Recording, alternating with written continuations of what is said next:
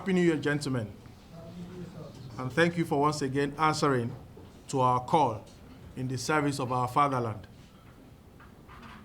Over the holidays, on his verified Twitter handle, President Muhammadu Buhari made a tweet, and I quote, "I have made it clear, very clear to the security agencies that they have a responsibility to remain apolitical at all times. Under no circumstances should they get involved in anything that could compromise the democratic process or bring to disrepute their institutions and Nigeria." That was the quote of Mr. President. The said tweet informed our calling you once again to relate to you that since the 19th day of December 2022, that this coalition busted the plot to unlawfully, maliciously, and for strictly political and financial reasons framed the central bank governor, Mr. Godwin Emefiele, for terrorism financing, among other heinous crimes. There have been a sudden resurrection of faceless and amorphous groups organizing protest marches demanding the sack of the CBN governor. These obviously sponsored for political purpose marches have unfortunately enjoyed heavy security cover. Those security cover for protests are lawful, we concede, but it is very instructive. We had to put out facts in support of our claims that the allegations against Mr. Emefiele were politically motivated, and the people who believe that the cash withdrawal policy will not favor them are still working day and night to achieve their ill-fated Emefiele must go plot. Their consideration is not Nigeria, but their personal interest. With the latest review of the withdrawal policy by the CBN, one would have thought that every reasonable and patriotic Nigerian would have come to appreciate the policy for the sake of our dear country, Nigeria. Furthermore, on the 29th of December 2022, the High Court of the Federal Capital Territory, in a well-considered judgment, restrained particularly the State Security Service and other security agencies from inviting, arresting, detaining, prosecuting Mr. Emefiele, as the court found that the allegations of terrorism financing and other economic crimes against him were malicious, oppressive, and abrasive, and without any iota of proof to support such. Nigerians had thought that the decision of the court would have announced the end of this evil agenda, but it has not, unfortunately. These men, who are desperate for the keys to the vote, are still insisting that they will not obey the court order. They are now ashamed to talk about terrorism financing and are now bandying allegations of fraud, diversion of funds, diversion of agricultural loans, and fraudulent forex transactions. This assault on the rule of law is shocking, and this is a criminal act.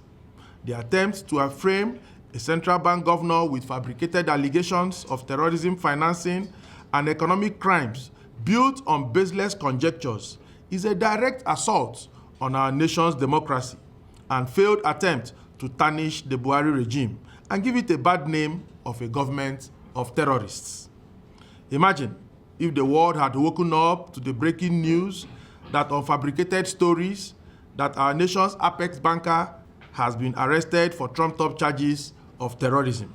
The global financial market would have shut their doors against Nigeria as a rogue terrorism financing nation.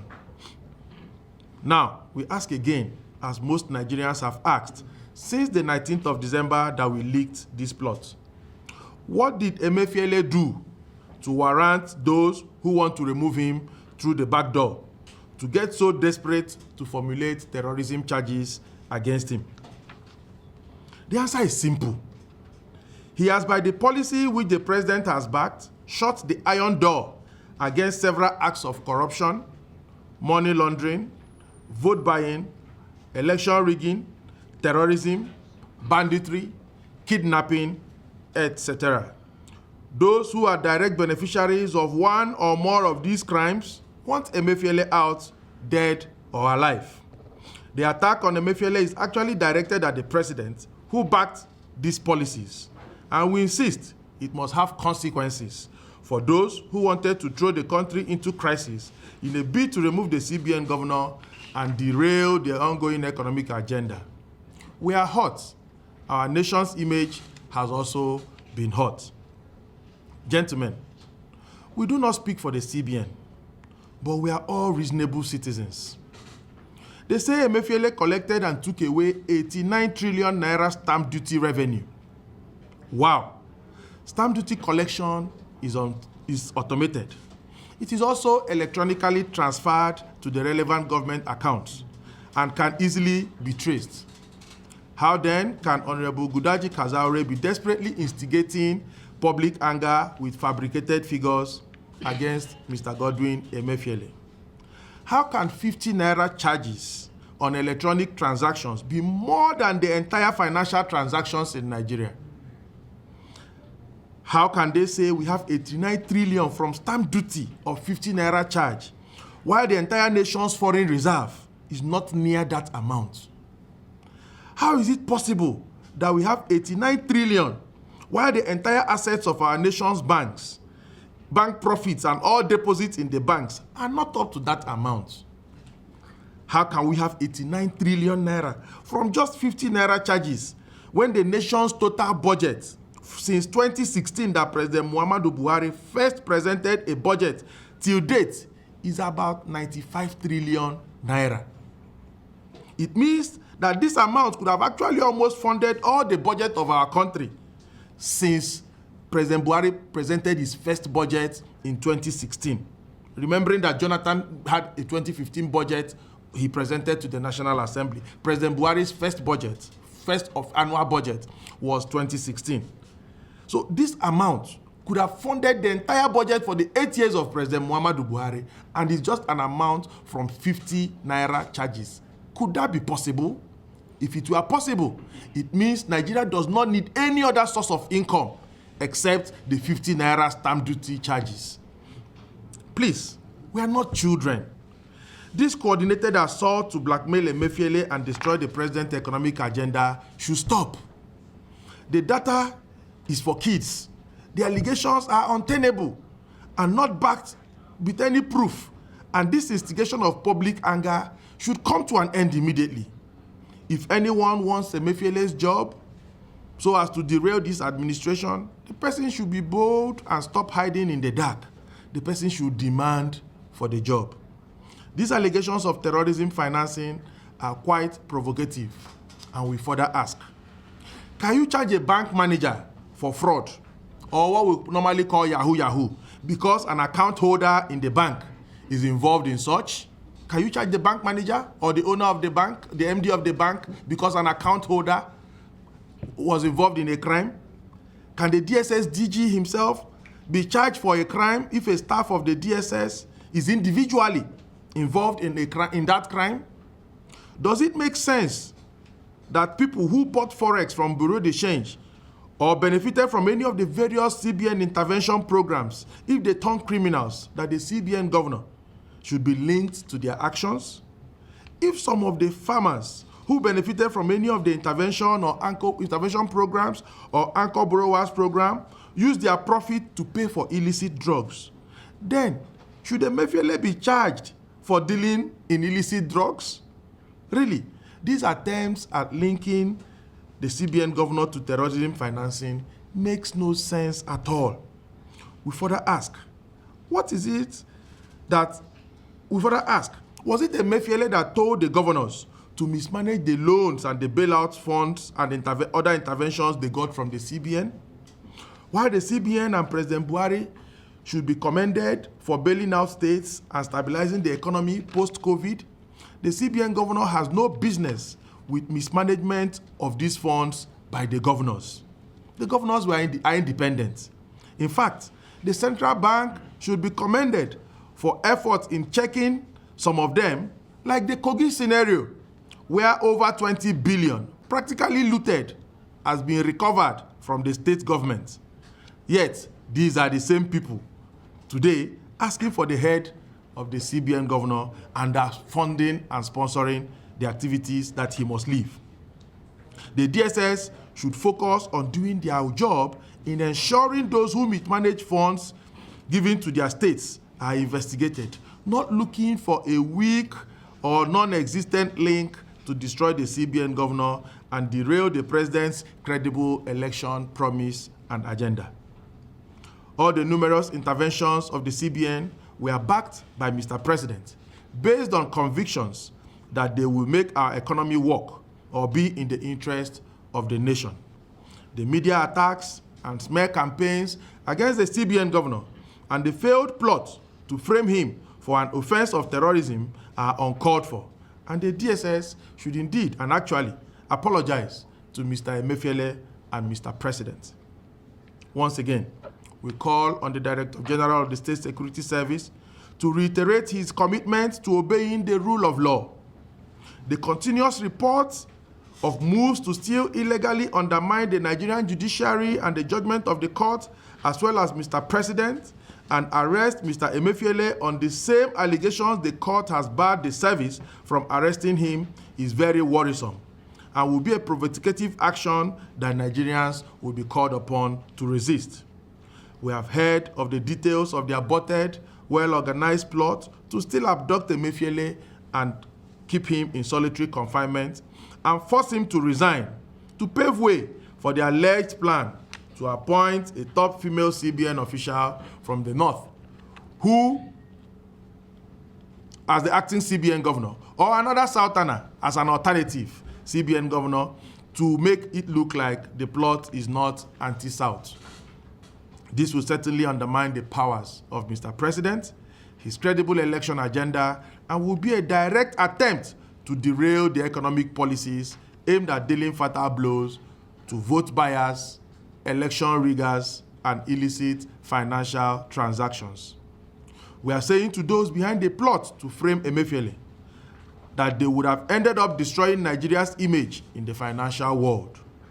They would have ended up derailing Mr. President's backed CBN policies, opened the cash vote for vote buyers and election riggers, and undermine the president's powers, all in a bid to install their stooge. We again call for urgent investigation, and those found culpable should be arrested and prosecuted now.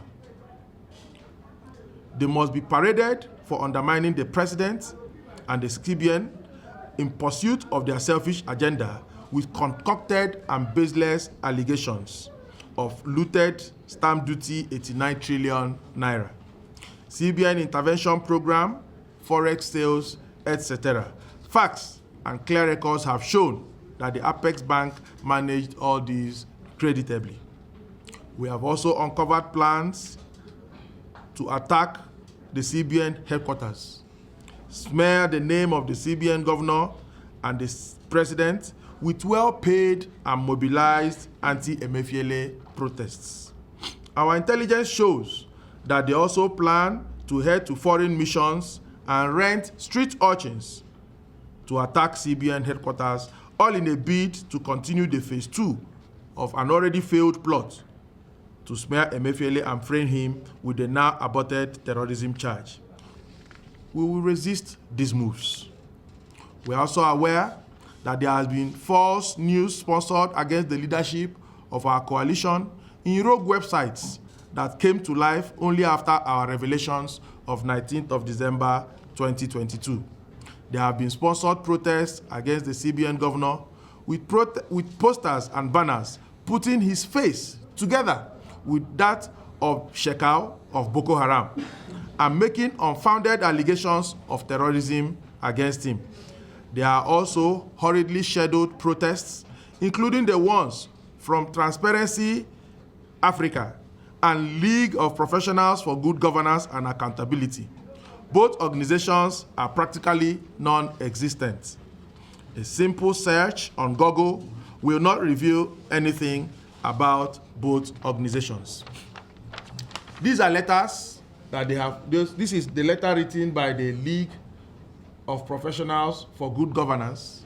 A search on Google will not reveal that this organization exists anywhere. It's just a hurriedly put together organization, and they have written to the ambassador, United States of America, that they are going to have a protest march. This is a poster they have made. Rally at the US and British embassies, Operation Visa Ban on Emefiele. Say no to corruption in government. And they have put his face, and also part of what they have written goes to talk about Emefiele being a terrorist financier. This is another letter from another hurriedly put together organization, Transparency Africa. It does not exist anywhere. The same line, and they have also written that they want to, conduct protest marches. Members of these organizations are the ones that are not happy that they are being funded to do these things. So it is their members that are getting these letters and making them available to us. Also, the DSS-backed illegal faction of the National Youth Council of Nigeria has also been mobilized to participate in these protests. In the light of the above, we state that the current instigation of smear campaigns against the leadership of the CBN, especially the failed plot to frame the CBN governor for terrorism financing, is a direct attack on Mr. President, and his agenda is a direct attack on Mr. President and undermining of the integrity of the institutions involved. This is against the clear directives as contained in the tweet I read at the beginning of this statement, telling all agencies that are supposed to be security agencies to be apolitical at all times. These subversive acts have the capacity to derail the president's agenda and throw the country into economic and political crisis. We hereby challenge the State Security Service to deny their roles in the instigation, sponsorship, and organization of these rallies. In fact, the SSS should apologize again, we say, to the CBN governor and to Mr. President for attempting to undermine the government they were supposed to be protecting. And rather, they are insulting the president by labeling the government's economic agenda as terrorism financing. The president has said it publicly and clearly that he endorsed the new currency redesign and the cash withdrawal limits. Framing the CBN governor few days into this policy was a deliberate plot to destabilize the country's apex bank, its leadership, derail the policy of Mr. President and his free election, credible election agenda, and ignite crisis that would have affected the president's quest to leave a legacy, as he has promised to the whole world, for credible elections and war against vote buying. One would have thought that the SSS would have embraced this cash withdrawal limit policy of the CBN, having failed over the years to curb the menace of vote buying in our elections. Vote buying has been the major election rigging problem, and over the years, our security agencies have failed to solve this problem. But there is a policy now that would have solved it, and it is being attacked. One would have also believed that the SSS would have supported and promoted this cash limit policy, since kidnapping for ransom and activities of bandits who demand levies from whole villages, farmers, and other Nigerians can now be quickly put out of business. But they are insistent on stopping this policy solely for political purposes. Yet, they have not proffered any solutions to these challenges of national security dimension. All these underhand mobilizations are all part of a $2 million basket for media smear campaign and paid rallies against the CBN governor, being funded by the same group of persons who failed in their gang-up to use terrorism allegations to force Mr. Emefiele out of the Apex Bank and take the key to our nation's vote and derail all the Mr. President's backed CBN policies. They will begin to roll out from Monday, the 9th of January 2023, with no other message but sack Godwin Emefiele. If this will be the trend for 2023, then as security has been provided and is going to be provided for all the anti-Emefiele protests, we shall also now be publicly making a demand for security cover for our own protests commencing on the 10th of January 2023 and held every day till the 31st January 2023, which is the official deadline of the old notes to be in circulation. Nigerians must begin to protect this policy. The policy is for the benefit of Nigerians, and we are bound to protect it. We shall immediately from here proceed to the office of the Attorney General of the Federation to submit yet another petition to the President through the office of the Attorney General to demand for the President to authorize the Attorney General to institute a criminal inquiry into the act of attempting to frame the CBN governor for terrorism financing. While that inquiry lasts, we yet again reiterate our call demanding the immediate removal of the Director General of the SSS from office so as not to interfere with the said inquiry. More so, Nigerians doubt the loyalty, allegiance, and sincerity of purpose of the Director General of the State Security Service and have cause to question his judgment and the surrounding circumstances of his decisions and actions in recent times. Thank you once again, gentlemen, and we wish all Nigerians a very prosperous new year.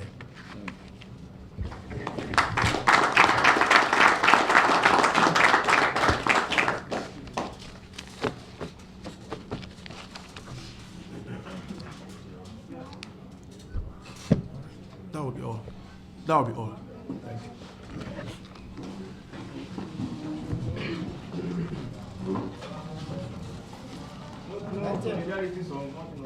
Soli, soli, soli, solidarity forever.